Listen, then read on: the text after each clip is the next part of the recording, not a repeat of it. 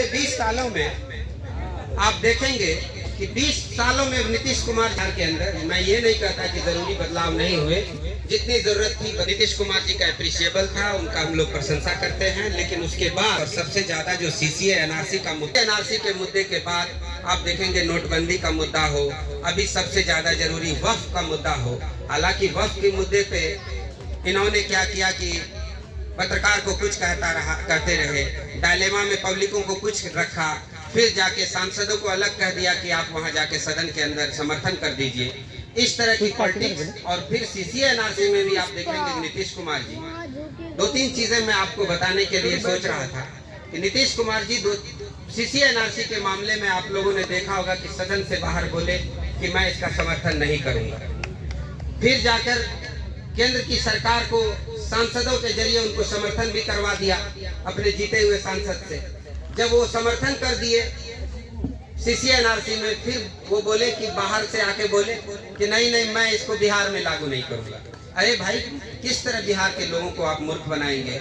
एक पढ़े लिखे समाज को आज आप ठग रहे हैं और युवा यहाँ के लोग देख रहे हैं। कहते हैं कि आदमी वह जो मुसीबत में परेशान ना हो, कोई मुसीबत नहीं ऐसी जो आसान ना हो। ये हमेशा से है तकदीर की गर्दिश का चलन, ये हमेशा से है तकदीर की गर्दिश का चलन। चांद सूरज को भी लग जाता है एक बार ग्रहण, वक्त को देखकर तब्दीलियां हैरान ना हो, आदमी वह है जो मुसीबत में परेशान है। इस तरह का मुसीबत हम लोगों के साथ है।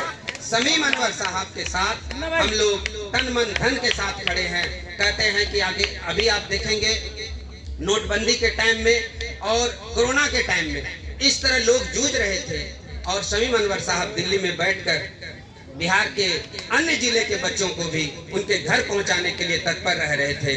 आज जब शमीम अनवर साहब इस विधानसभा से चुनाव लड़ेंगे, आप ये देखेंगे, आप ये पाएंगे कि शमीम अनवर साहब के लिए दिन और रात अन्य विधानसभा के लोगों के साथ साथ अन्य जिले के लोग, अन्य धर्म के लोग, अन्य जात के लोग, इनके लिए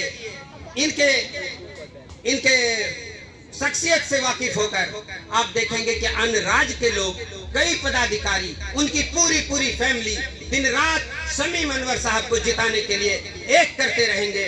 और मैं भी आपके सामने ये ऐलान करना चाहता हूं और कहना चाहता हूं कि शमीम भाई, तेरे कदमों में जमाने की वो रफ्तार है, तेरे कदमों में जमाने की वो रफ्तार है, तू जिधर जाएगा जमाना उधर जाएगा।